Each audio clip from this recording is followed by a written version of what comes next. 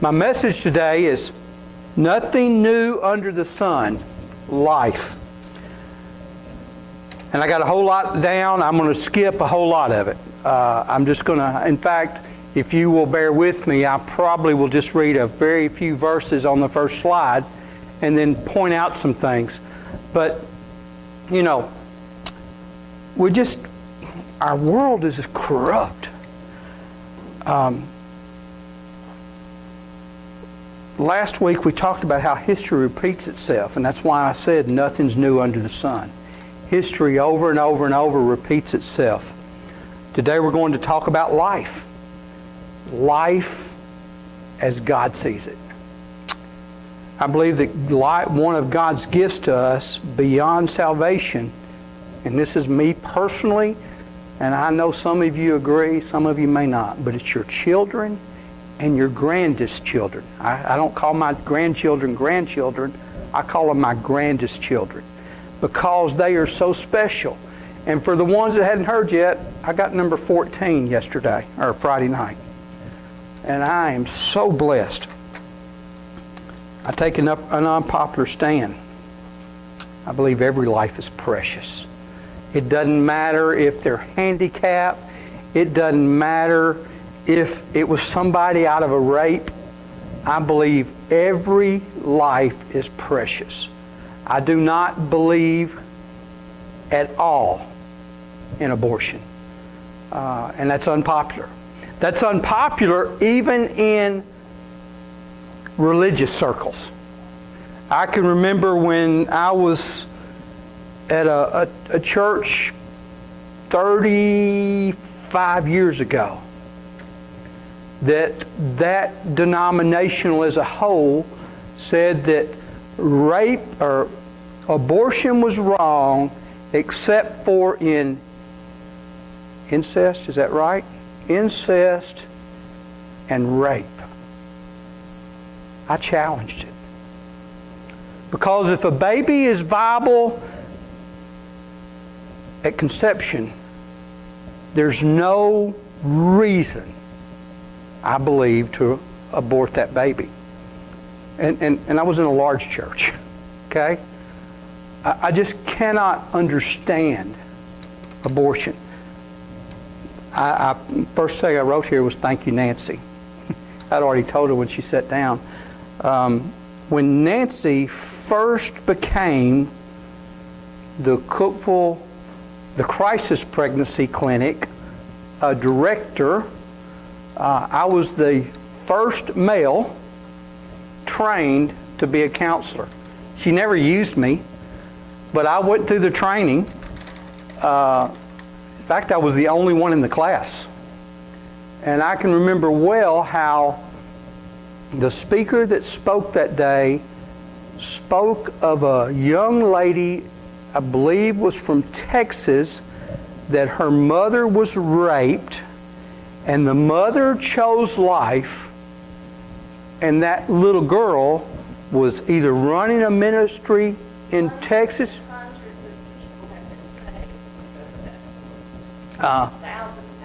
Yeah. That was 25 years ago, 23 years ago. That one little girl that was a product of rape is leading a ministry, and her witness is going worldwide. Rape. God can do things. Sorry. There's probably somebody telling me they're not going to be here. I should have looked. God can do things when we follow Him. My very first slide, slide 1, talks about pleasure. And I'm not going to go through all of it. Come now and I will test you with pleasure. Now, we have a lot of pleasures in life. We have good pleasures. We have pleasures that aren't so good. And pleasures many times lead us down the wrong path. Because one thing leads to something else, to something else, to something else. And when that happens, before you know it, you've gone overboard. Marriage, I'm trying to word it correctly. Sexual pleasure was created for marriage. That's God's plan. It was created for procreation. And when we take that and pervert it, and we start doing things that we shouldn't be doing, there's a penalty to be paid. But often what happens in that penalty is we abort. We decide that that baby is an inconvenience. We decide. So we make all these decisions. And I put in my notes, there's no one who doesn't enjoy the pleasures of sin. I mean, listen, I'm a preacher. And like Nancy said earlier, and my testimony is the same, I was a Christian, but I was living an ungodly life. I was not doing the things that God had called me to do. And I would say if everyone in this room is honest with themselves, they can say the same thing. Pleasure's not necessarily evil. But if you step out of God's will, it becomes evil. Come with me and I'll test you with pleasure. Verse 3 says, and I don't have it here, but the word in verse 3 is stimulate. No. Yeah, stimulate. And it's to stimulate human gratification. Pleasure stimulates. Pleasure gives you gratification. Pleasure, and if you take it wrong, if you're living in sin, it just multiplies and multiplies and multiplies. And then before you know it, it's out of control. If you have gratification in sin, you're doing it at God's expense. The passage that I was going to read today, and like I said, I'm not going to read it because I don't have time, but it's about the Song of Solomon. It's about Solomon. Solomon was the wisest man in the world, right? I laugh at it. Because what wise man was going to have 700 wives and 300 concubines? I mean, that just doesn't make sense to me. But he had it. But why did he have them? Pleasure. He was having pleasure. And in the verse there, in verse or chapter 4, it says, I looked again at all the acts of oppression which were being done under the sun, and behold, I saw the tears of the oppressed. He had all this pleasure, but then he became depressed, really. He was upset. He couldn't function. Now I'm going to get off the Song of Solomon. That's where I started my message on nothing's new under the sun. So nothing is new under the sun. That's what's wrong when it's religion instead of relationship with God.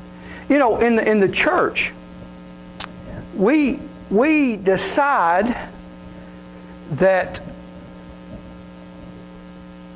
we pick and choose our sins. We pick and choose. Well, it's all right for this, but it's not. We hide our own sins. We do the things that, you know, I used to, y'all have heard me and Debbie talk about, I wouldn't let her wear pants to church because it was a sin. It was a sin. Nancy, I'm not picking on you. Look around. Okay? Debbie's got pants on today too. Okay? But that's how I was raised. So because that's the way I was raised, that's how I did things. We talk about abortion. I know ladies that have had abortion and the church kicked them out. I know ladies that have gotten pregnant out of wedlock and the church kicked them out. I know families, I guess I can say it, in our own family, where a daughter, not my immediate, but a daughter got pregnant and they shipped her off and she got an abortion, or she even had the baby, but they didn't want anybody to know. They didn't want the family to know. They didn't want the aunts, and they sure didn't want the churches to know, because if the churches knew, they would be unfit parents. Or, I can't believe you raised your daughter that way. The church, the place where everybody's supposed to be able to go and hear God talk to them and have counseling and to build into their lives. My message starts today with not just the abortion matter,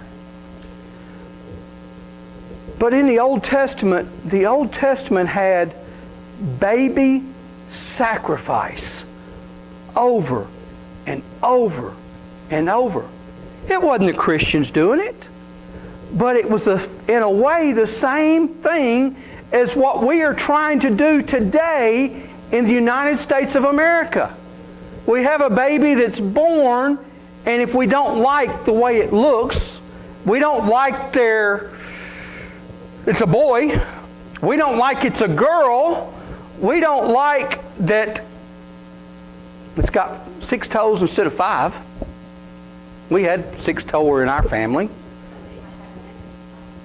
Someday might have an attitude problem. That's all girls. But because it's not convenient, we decide after the baby's born whether it can be, I can say at this time, murdered. Because after the baby's born, it's murder. Instead of, and call it abortion. That's the society we live in. In Deuteronomy 12:31 it says, "You shall not behave." This was Moses. Wait, Leviticus is Moses. "You shall not behave toward the Lord your God, for every abominable act which the Lord hates, they have done for their gods. They even burn their sons and daughters in their fires to the gods." It happened in the Old Testament. Leviticus, this is where Moses, "You shall not give any of your offspring to offer them to Molech, nor shall you profane the name of your God." Who was Molech? Molech was another god. Okay, or a king, and they had gods. Okay? They served other gods. And what this was saying is, well, I decided I don't like this baby. I'm going to offer it for a fire, for a sacrifice. Because that God will bless me if I offer that baby as a sacrifice. That God couldn't bless. That God couldn't bless. Another verse. "Any man from the sons of Israel or from the aliens sojourning in Israel who gives his offspring to Molech shall surely be put to death." What if we decided today that if a woman had an abortion, we put the mom to death at the same time? You think it would curb it a little bit? Do you think people would decide not to have that abortion? Maybe that's a law we ought to try to pass. Think about it. And I've got some other verses up there that you can see. That's what's wrong with the church, is we don't step up. I looked up some stuff. I had all this in my notes and I deleted them this morning. In 1921, the largest cemetery of sacrificed infants in the ancient Near East was discovered at Carthage. It's well established that this rite of child sacrifice originated in Phoenicia, ancient Israel's northern neighbor, and was brought to Carthage by Phoenicia colonists. Hundreds of the burial urns filled with cremated bones of infants, mostly newborn, but some were children up to 6 years old. Think about it. That's Old Testament. Nothing's new under the sun. Where are we going as a country? They were buried between the 8th century BC and the fall of Carthage during the Third Punic War in 1946. On the burial monuments that sometimes accompanied the urns was often inscribed the name and the symbol of the goddess Tanit, the main Phocecean female deity, and her consort Baal Hammon. Infants and children were regularly sacrificed to this divine couple. Regularly. How big are the graves? Out of the reference of Cornelius, the Greek equivalent to Baal Hammon, I can't even say, I've said it too many times, Phocenians, and especially the Carthaginians, whenever they seek to obtain great favor, vow one of their children, burning them in a sacrifice. I'm reading this because if history repeats itself, where is America going? We've already got the bill that keeps... they've introduced that bill 6 times in a row, I think, to kill the babies. And this is our United States Congress, not local. But they've introduced this bill 6 times, I think, to kill a baby after it's born if you don't like it. Sick.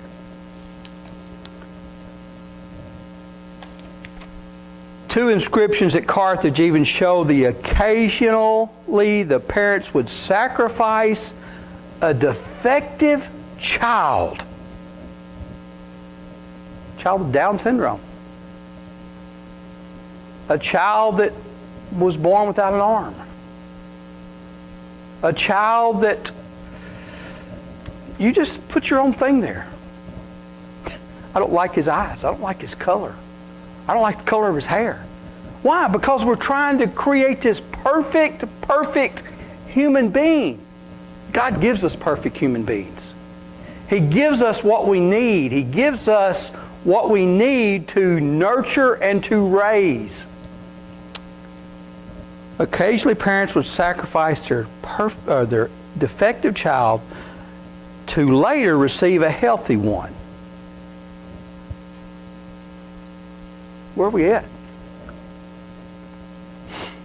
In one inscription, a man named Tuscus said that he gave Baal his mute son, Bodastart, a defective child, in exchange for a healthy one. Child sacrifice became a standard practice to both religious and sociological reasons. It just became a practice. Abortion has become a practice in the world today. I know personally people that have had abortions because it was going to interfere with their career. I don't know personally, but I've read articles where preachers, female preachers, of certain churches have aborted their babies because it would mess up their ministry. In my book, it's messed up already. I don't understand. Except for God knows.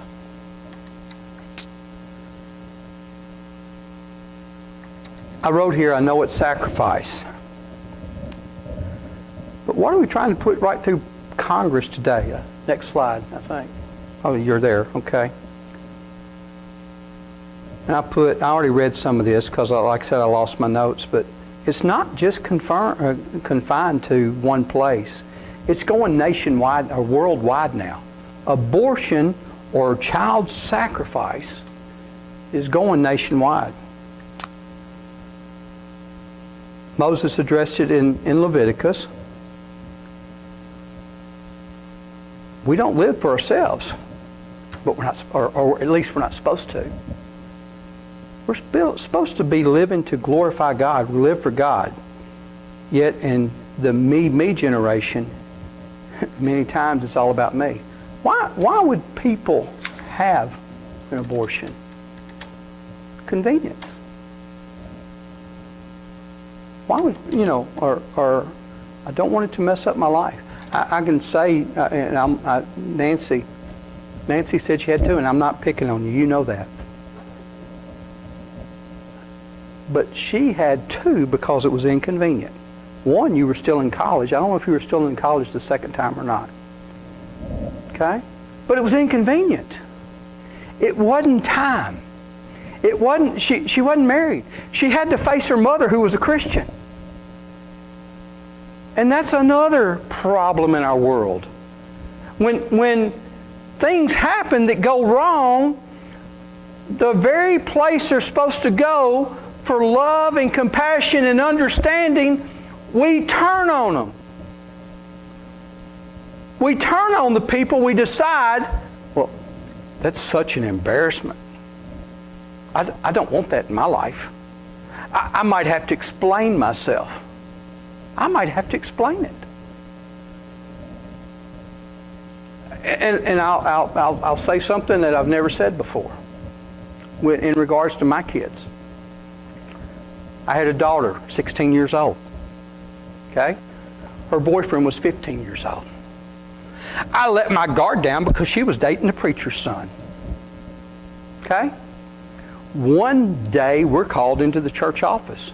They didn't come to mom and daddy. They were afraid to. We were called into the preacher's office. We think your daughter's pregnant.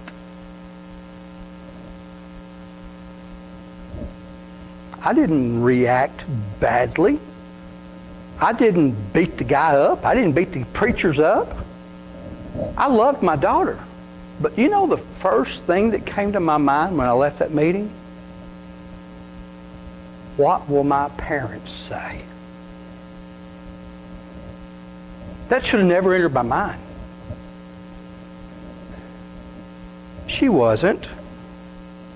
We didn't have to go through all that stuff. But the fact that she was with the preacher's son even made... I resigned as a deacon. The preacher resigned. He was an associate. He resigned.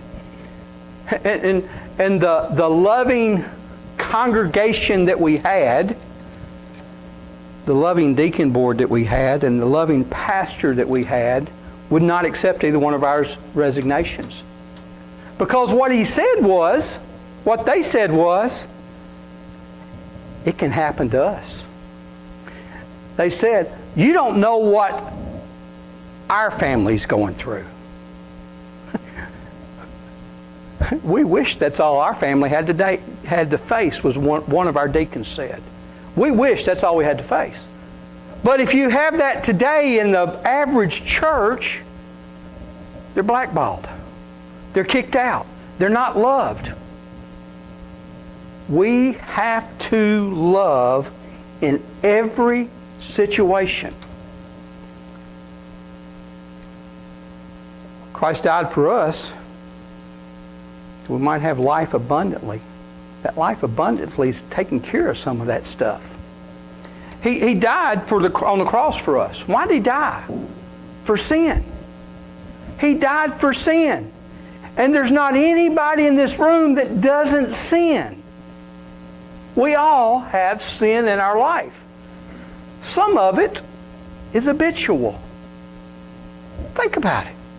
But yet we pick and choose which sin we want to pick on. Sometimes it's the sin of abortion.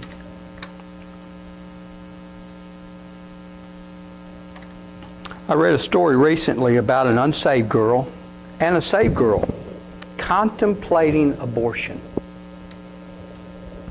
A very good article. I meant to print it and I didn't. The church was brutal to the unsaved and didn't encourage her at all. And actually, was unsaved and encouraged her to abort. Now, why would the church encourage someone to abort? Because that woman has sinned and that child will be brought up in sin, so why should we try to reach them? Think about it. It's human nature. But it gets worse than that. The other young lady who was a Christian was afraid to talk to the church because of how they have seen other instances in the church that were unloving. I used to say if a man and a woman get a divorce in the church, one of those people will be blackballed before the day's over by the church. The church starts doing this, pointing fingers, pointing fingers, pointing fingers. If a young lady gets pregnant out of wedlock, that's all we do. And I'll say it this too. Do you know that when Deb and I got married, we were supposed to get married December the 18th, 1976. It was my grandparents' anniversary. It was their 50th anniversary, and we were going to get married on their anniversary. We bought a house together in July. I wouldn't move in without her. She wouldn't move in without me. We knew it was wrong to move in together, so we were paying a house note, so we decided to get married early. We moved our marriage up from December to September. Not long after we got married, she became pregnant. She wasn't pregnant before, and I can prove it on paper. Okay? She wasn't pregnant before, but she got pregnant and immediately got sick. This little bitty small church that I grew up in, that everybody knew Bobby, everybody knew Debbie, she's pregnant. She's going to have a baby. There's no reason for her to be sick. She's pregnant. She's pregnant. Well, we proved them all wrong. We had a baby a year and a month later, and she's not an elephant, so it was, that was okay. But you know what I'm saying? The church that I was in from the time I was 8 years old, she's pregnant. She's pregnant. What were they doing? They were blackballing us. It's the same church that we excommunicated somebody one time. I'm surprised I didn't get excommunicated. Because of how the church reacts. If the church doesn't stand on truth and love, who will? Who's going to support these? Nancy said it just a few minutes ago. She said it to me. Who is going to reach out if the church don't? The world will. And what's the world do? Abort, abort, abort, abort, abort. Our government wants to abort. We are living in a society, a godless society, a throwaway society. We throw away babies, but we throw away everything else.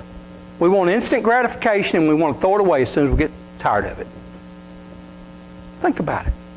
We throw away, I can't believe the stuff that we throw away or give away. But we throw all kinds of stuff away. Someone knew Moses. We all know the story about Moses and who he became. He led the children of Israel out of Egypt. Then the king spoke to the Hebrew midwives. One of them's name was Sapphira, and the other was named Puah.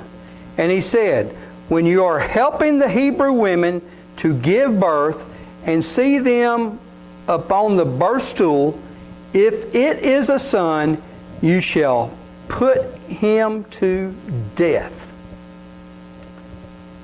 But if it's a daughter, they shall live. Now, personal opinion, because I was challenged on this before. My personal opinion was that that was the first illustration, the first commandment, the first law authorizing abortion. Because it says when they were being born, to kill them. Okay? Now, it didn't happen. The two ladies feared God. They feared God more than the king. But what if they hadn't? What if they hadn't feared God? And because it got all messed up, because Pharaoh didn't get his wants, then Pharaoh commanded that all his people, saying, every son who is born you shall cast into the Nile, and every daughter keep it alive. And then Moses' mom conceived. And she again went against the king. It's all right to go against the government on certain things. If it's contrary to God's word, we stand up and we're counting. Then the woman conceived and bore a son, and hid him for 3 months. When she couldn't hide him no longer, she put him in a basket in the Nile. We all know that story. If you've been in church any time at all, you've heard that story. Then Pharaoh's daughter came and rescued the baby. And she raised him as her daughter. Why didn't the king go on and kill his daughter's baby also? Okay? Because God had a plan. Who was Moses? He led the children of Israel out of Egypt. They still wandered for 40 years. They still didn't follow God completely. But that was the pathway to Christ. It could have been a sacrifice. It could have been abortion. Then someone else knew. Jesus. And we all know this story. We spend a lot of time on it. And she gave birth to her firstborn son. She wrapped him in clothes and laid him in a manger because there was no room for him in the inn. Everybody knows that's Jesus, right? Then Herod saw that he'd been tricked by the Magi. He became very enraged and sent and slew all male children who were born in Bethlehem and all its vicinity, from 2 years old and under, according to the time in which he had determined from the Magi. History repeats itself. I'm pro-life. Next slide. The Bible says, before I formed you in the womb, I knew you. And before you were born, you were consecrated. I have appointed you as a prophet to the nations. I knew you in your mother's womb. God knew you. He knew you, Bill. He knew me. You know, I was born and the doctor said that I would never make it. If I made it, I would be, I can use that word because I can't think of the other one. I'd be mentally retarded my whole life. That's what the doctors told my parents. That I'd be mentally retarded. Y'all might think I am.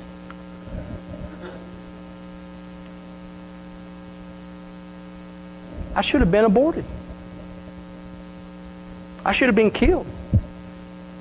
There was no hope for me. But my parents chose life. I don't think abortion was that big then. I was born in the dark ages. I'm older than Nancy. But think about it. If God knows you in the womb and God knows who you are now, why would we want to kill those babies?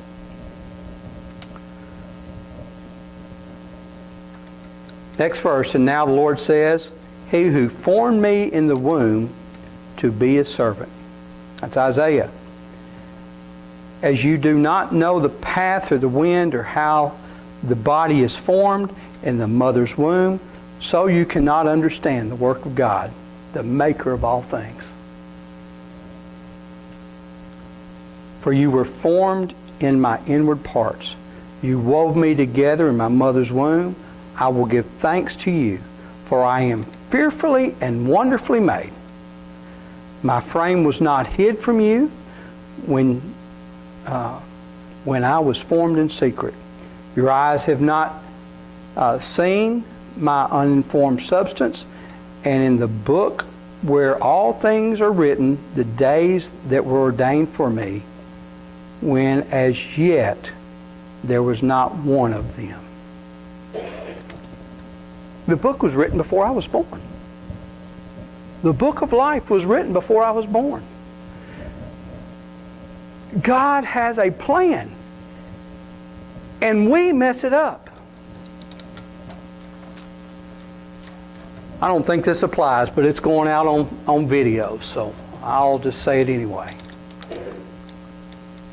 If you're pregnant out of wedlock, we love you. And we'll be here and we'll help you. If you were raped and pregnant, we love you and we'll help you. If you've lived a life of promiscuity, we love you and we'll help you. Now, I'm taking a stand as a pastor. I believe the church will stand with me. If you're contemplating abortion, we will offer support to walk with you in your life and the life of the baby. And we've got support. She's always willing. Everybody remember Lexi? Came here 5 years ago, 6 years ago. Lexi went to Nancy, was contemplating abortion. She got saved while she was there. I baptized her. And I can't say where her baby's at, but her baby was adopted from the hospital, if I remember correctly, into a very godly family who has since adopted 2 more babies. Okay? We had part of that. We had part of that. If you had an abortion, we also love you. And we'll be here to help you and offer counseling. No matter what no matter what state you're in, we love you and will not turn our back on you. Your baby is precious to you and to us. I put here, we're very supportive of the CPC. And therefore we have a resource to walk with you in the process. And I say this verse all the time. We as Christians pick and choose sin. Well, I would never do that. Or I can't, Ron said it this morning, first service. I can't believe that they're doing that. And they call themselves a Christian. All sin is equal at the foot of the cross. And abortion, in God's eyes, is no different than stealing a pencil. Because they both fall as a sin. And we need to recognize that in our churches, in our pulpits, and as we go about in the community. Just because somebody did something wrong, don't mean they're supposed to be crucified by the church. Don't let someone judge you. It's only by God's grace that we're not faced with the same thing. I can say that in my life. God protected me. God protected me over and over and over. Because I wasn't that good old church boy that everybody thought Bobby was. God protected me. And now today, I can share my story, I can share my faith, and I can quit being that legalistic person that I grew up being. Because God loves everybody. And I said it to one of my favorites. I said it to Nancy. Jesus loved everybody, right? What did Jesus do? I needs go through Samaria. Why? Someone needed some attention. Someone needed love. Someone needed correction. And somebody needed salvation. And all of the church leaders, the disciples, tried to talk him into going a different way.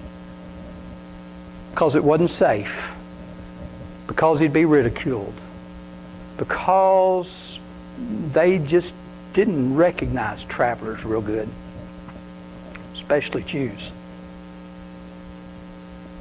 I needs go through Samaria. What's that mean to us?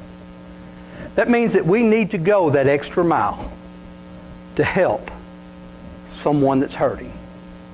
We need to go that extra mile to help someone that's had an abortion. We need to go that extra mile to love and bring into our family, to show them who God is. Now, I'm not telling everybody to go out there and get a pregnant woman and bring her to live with you. Everybody's not set up like that. Okay? Everybody's not set up like that. But we have resources, don't we, Nancy? We've got places that we can put people. If we can't, we'll find a place. If we can't, and we have to rent something to do it, we'll do it. Somebody didn't change a clock. God expects us to go beyond in everything that we say and do. Not be just hearers of the word, but doers also.